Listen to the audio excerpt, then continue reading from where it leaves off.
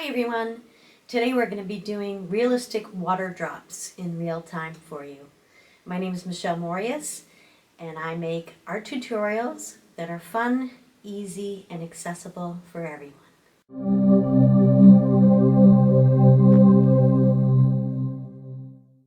Hi everyone! Today we're going to be drawing realistic water drops.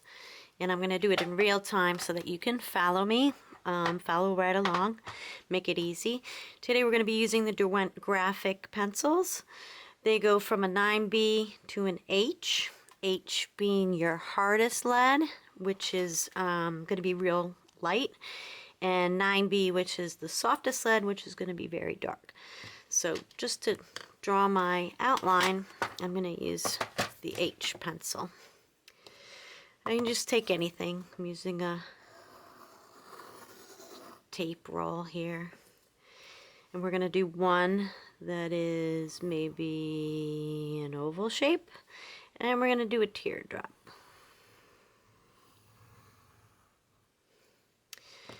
Okay, now I'm going to switch to I'm going to use an 8B so I can get it nice and dark for you to see. You want to start by putting in a highlight.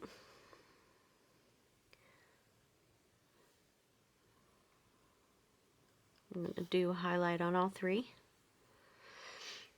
And our light source is coming from this direction, so your highlight's going to be on that side. Now, despite what you might think, your darkest part of your water drop is going to be on the same side as your light source. So we're going to go ahead and darken that in, and then we're going to blend that out. And don't worry if you get outside the lines a little bit, and we'll go back in with an eraser and clean that up afterwards. I'm just putting some color down, and then we're going to go in and blend.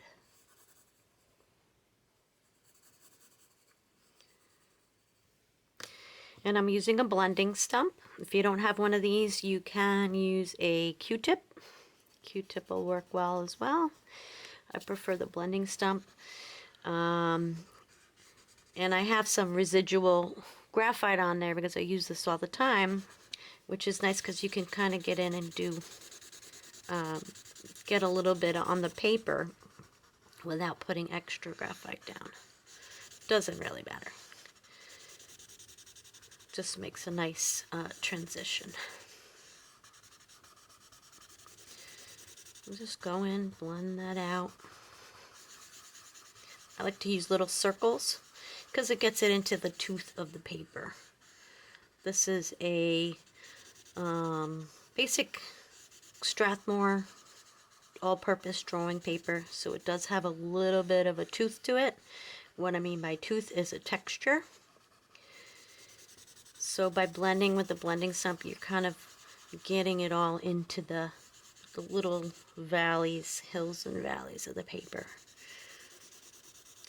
So go ahead and blend that out. Now I'm going to switch to the shadow side. The shadow is going to go on the outside of the water drop. So we're going to go ahead and we're going to darken that. Now, because water is translucent, the light's going to come through and it's actually going to shine on the surface on the other side. So you're going to have like a little U where the water, the light is going through the drop, and it's going to shine through there. So your shadow is your darkest. Your cast shadow is going to be a little lighter as the shadow gets farther away, and we're going to achieve that by blending.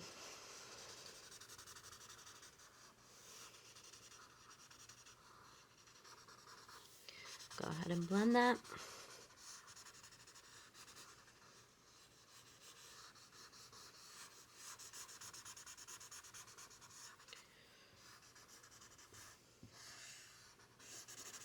And then I'm going to go in with my eraser. Now if you have a kneaded eraser, these are really helpful. You can kind of mold them into whatever shape you want. You just get in there, clean up your edges a bit. Where if you go out of the circle,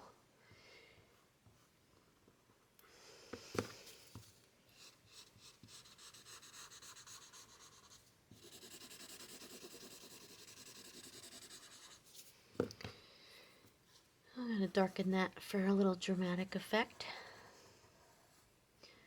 You'll see it'll start to look really pop and look 3D.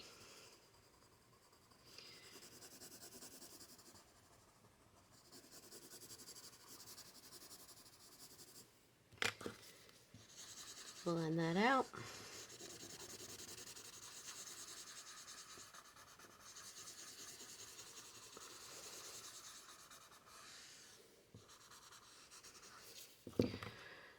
I'll darken that shadow a little bit so you guys can see it better.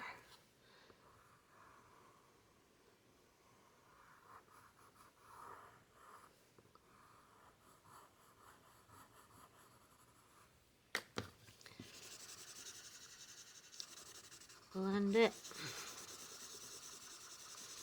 Little circles. And that's pretty much it. We're going to do the oval one. Same principle. The darkest is always same side as your highlight.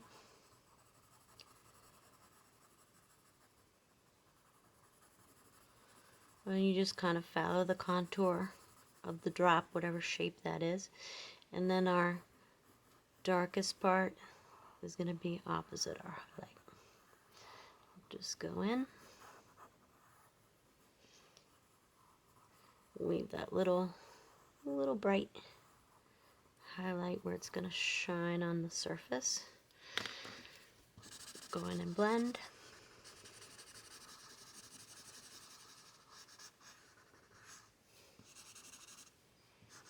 Blend your shadow.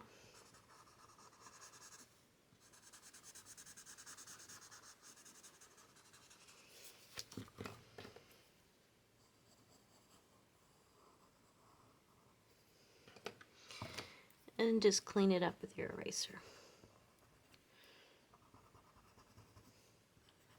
Pick out your little highlight there.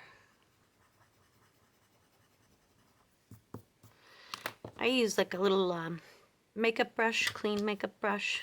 Get those little crumbs out of the way. Go ahead and clean up your edges.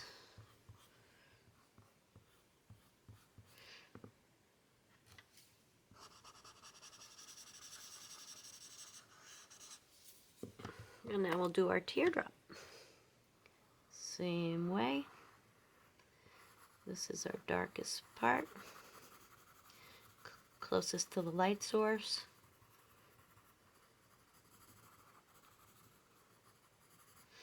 And then our shadows on the outside.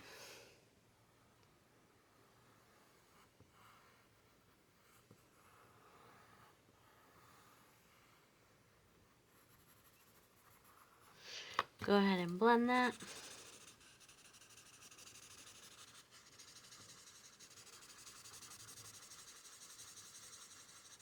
I use little circles. Like I said, it helps get that graphite into the tooth of the paper. Blend your shadow.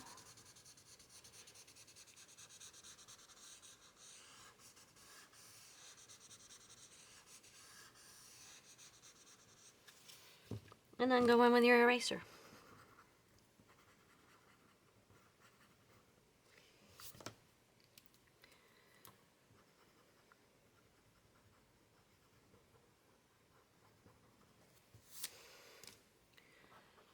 Clean that up.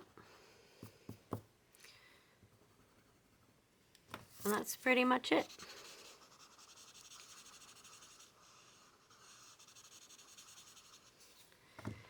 So thanks for taking my tutorial. If you found this handy, please press the subscribe button down below, hit the bell, give me a like, a thumbs up, and leave me a comment in the comment sections. And we'll see you next Thursday.